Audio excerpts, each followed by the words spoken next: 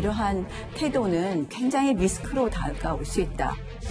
이준석 리스크는 안 대표께서 생각하시는 머릿속에 존재하는 것이고요. 문파 달려고 하신 분이 누굽니까?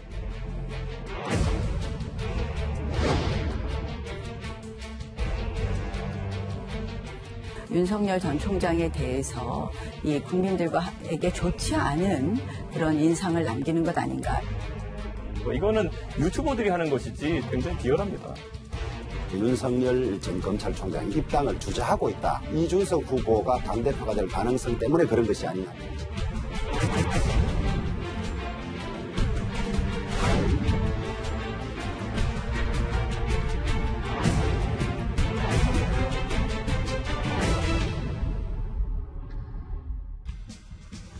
예. 당대표 투표율도 역대급이다. 3위 울먹이며 이준석 위험해 4위.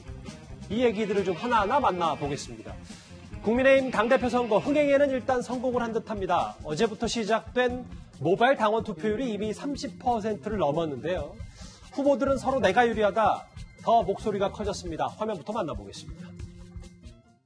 이건 아무래도 돌풍을 일으키고 있는 그런 앞서가는 분들이 표가 쏠림 현상이 더 나오지 않겠는가. 하나의 이변이고 문자 그대로 돌풍이 어디까지 미쳐서 어떻게 정착할는지 그것은 미지수입니다마는 그런 현 상황을 우리가 부인할 수는 없다. 뭔가 홍문표 후보가 제일 객관적으로 좀 이 상황을 바라보는 것 같기도 하고요. 소정석 부장님. 네. 오후 5시 기준입니다. 국민의힘 당원 모바일 투표율이 36.16%. 글쎄, 이런 시스템으로 진행된 10년 단위 선거에서는 가장 높더라고요. 그렇습니다. 저런 시스템으로 해서 선거인단으로 해서 진행된 게 2011년부터거든요. 그래서 그동안에 가장 최고 투표율을 기록했던 것이 이제 2014년에 김무성 대표 체제가 탄생할 때 31.7%였는데, 오늘 5시 현재 벌써 36.16%니까 벌써 그 최고 투표율을 능가했습니다. 그리고 이게 이제 끝이 아니고 오늘 하고 또 9일, 10일 양일 ARS를 통해서 당원 투표가 또 있거든요. 그렇죠. 그렇기 때문에 그것까지 포함을 하면 훨씬 더 지금보다 투표율이 올라갈 것으로 보이는데 결국 이제 그렇게 된 부분에는 이준석 후보라는 이 30대 원외의 당대표가 탄생할 것인가 이 부분에 대한 미디어의 관심 또 당원들의 관심 이런 것들이 워낙 높기 때문에 저런 높은 투표율로 지금 나타나지 않았나 그렇게 생각합니다. 투표율 한번 다시 한번 볼까요? 2014년에 김무성 대표가 당선됐을 때가 31.7%, 2년 전 황교안 대표 당선 시절이 25.4%니까 앞으로 좀 많이 남아서 거의 50%에 육박할 거라는 얘기도 있습니다. 다음 화면을 좀 바로 만나보겠습니다. 이현주 의원님. 네. 이 시점쯤 되면 투표율 높은 게 다 나한테 올 거다라고 얘기했지만 특히 이준석 후보의 나의 대세론이 투표율로 나타나는 것이다. 이 말에는 좀 동일하십니까? 일단 어쨌거나 이번 선거 흥행에는 이준석 후보의 역할이 저는 꽤 컸다고 봅니다.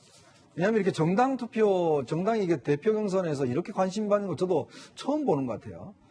특히 이제 요즘 SNS로 다 인증샷도 올리고 이 투표한 것 자체를 이런 현상들을 보면 어쨌거나 이제 국민의힘이 내년 대선에서 뭔가 정권 교체를 해야 된다라는 당원들의 어떤 바람 이런 것들이 굉장히 응축적으로 나타나고 있는 것이고 또 이준석 후보가 이번에 입후보함을 해서 이 세대 교체에 대한 관심들이 이제 상당히 고조되고 있다 이런 생각이 드는데 그런데 이제 토론을 제가 이렇게 보니까요 점점 가면 갈수록 그런 어떤 국민의 기대에 비춰봐서 토론 내용이 너무 1차원적으로 좀 진행되고 있다는 생각이 듭니다. 이게 뭐냐면 결국 후보들이 앞으로 당을 어떻게 이끌어갈 것인가 이런 어떤 정책이나 어떤 노선 가지고 치열한 다툼을 하면 좋겠습니다만은 지금 보니까 이렇게 말을 너무 심하게 한다, 또 막말을 한다, 예를 들어서 이런 것들 가지고 지금 논쟁이 벌어지고 있는 것 같아요. 특히 이준석 후보도 물론 이제 중진들하고 싸우니까 여러 가지 이제 공격적인 언어들을 쓰고 있는데 이게 이제 사실은 앞으로 당을 함께할 분들이거든요. 근데 이게 너무 감정적으로 지금 심하게 공격하고 있지 않는가 하는 그런 생각이 들고 또 중진인 나경원, 조호영 후보 같은 경우도 사실 이준석 후보가 예를 들어서 나이가 어리고 그다음에 정치 경험이 일천하고 이런 걸 가지고 자꾸 이렇게 문제 삼는 이러다 보니까 굉장히 어떤 면에서 보면 이 싸움 자체가 좀 1차원적으로 진행이 되면서 이걸 보신 분들이 좀 상당히 실망스럽다는 이야기를 많이 하십니다. 예. 그렇기 때문에 이 정말 유례없는 지금 야당에 대한 관심들이 고조가 되고 있지 않습니까? 지금 남은 이제 토론이 한 2-3번 남았나요? 근데 좀 더 이제 품위 있는 좀 저는 토론을 했으면 좋겠다. 그리고 이제 서로 간에 뭐 예전에 막말을 했네 이런 거 가지고 싸우면 정말 제사 깎아 먹깁니다. 이렇게 싸움을 해버리면요. 결국 나중에 남는 것은 정말 이 상처밖에 없습니다. 그래서 이제라도 좀 저는 이게 토론의 격을 좀 높일 필요가 있다. 이런 지적을 드리고 싶습니다. 말씀처럼 흥행도 역대급인데 난타전도 그렇습니다. 전당대회까지 불과 며칠이 남지 않았기 때문에 후보 간의 비판 수위는 더 높아지고 있는데요. 오늘 오전에 있었던 네 번째 TV 토론 영상을 한번 바로 만나보겠습니다. 탐욕을 심판해라, 찌라시, 망상, 속값을 제대로 쳐주겠다, 정치 패널로서 또는 시사평론가로서는 굉장히 국민들에게 시원하게 해주는 사이다 발언이 있지만 당대표 자리에 가서 말씀하신 경우에는 엄청난 비판을 받을 수 있다. 종편 1세대 패널로서 아직까지 방송하고 있는 사람 저밖에 없습니다. 가장 막말해서 안전한 사람이 저고요. 합리적인 의심에 대해서 무조건 네거티브이다, 프레임이다 이렇게 말씀하시는데 당대표가 된다면 이러한 태도는 굉장히 리스크로 다가올 수 있다. 이준석 리스크는 나 대표께서 생각하시는 머릿속에 존재하는 것이고요. 실제 원내대표 하실 때 존재했던 막말 리스크라는 것은 저희를 지지하지 않는 국민에다 대놓고 문파 달려고 하신 분이 누굽니까? 이준석 후보 너무 위험한 거 아니냐라고 했더니 이준석 후보는 바로 나경원 후보에게 당신도 예전에 막말을 하지 않았냐 이렇게 맞받아쳤습니다. 글쎄요, 아까 이현정 의원님이 수위가 점점 높아진다고 했는데 막말 논란이 좀 있는 것 같습니다, 서 변호사님. 아마 이제 이준석 후보가 이제 과학고 조기 졸업하고요, 하버드 대학 나왔잖아요. 하버드에서 토론해서 토론 기술 이기는 법, 토론 기술은 뛰어난 것 같아요. 제가 보기에 옳은 말도 많고 논리적으로 하자가 없는 부분도 있습니다. 그리고 이제 막말이라고 꼭 짚을 것도 없을 수 있어요. 그렇지만 저는 이제 그것만 가지고 부족한 거예요. 지금 하버드 대학에서는 토론 이기는 것만 중요하지만 우리나라는 동양 문화권에서는 정치는 예나 덕도 중요합니다. 예의, 덕. 근데 옛날에 유시민 의원에 대해서 어떤 분이 참 옳은 말도 없이 한다, 이런 표현을 한 분이 있어요. 예. 저는 이준석 후보의 말이 논리적으로 문제가 있다거나 아예 막말이거나 이걸 떠나서 듣는 사람이 좀 더 포용하고 배려해서 기분이 덜 나쁘도록, 그래서 이제 선거 끝나면 다시 원팀으로 돌아올 수 있도록 이런 좀 더 겸손하고 이런 자세로 해야 되는데 논리적으로 하나도 안 지고 다 받아치잖아요. 근데 그게 젊은 패기라고 볼 수도 있겠지만 제가 보기에는 저는 제 개인적으로는 상당히 예의가 좀 부족한 게 아닌가.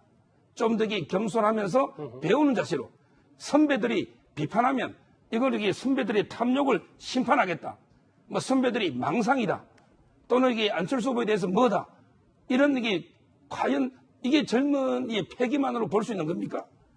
젊으면 저는 좀 선배들을 존중하고 배우는 자세, 이것도 필요한 거 아닙니까? 그 점에서 저는 상당히 심각한 후유증이 걱정돼요. 나경원 후보도 본인이 정치하면서 이렇게 모욕적인 처음 당했다 하잖아요. 그게 저는 빈말로 안 느껴집니다. 제처럼 지적하는 원로분들도 많습니다. 알겠습니다. 좀 저는 그런 걸 배려해야 나중에 선거 끝나도 제대로 통합으로 갈 수 있다 봅니다.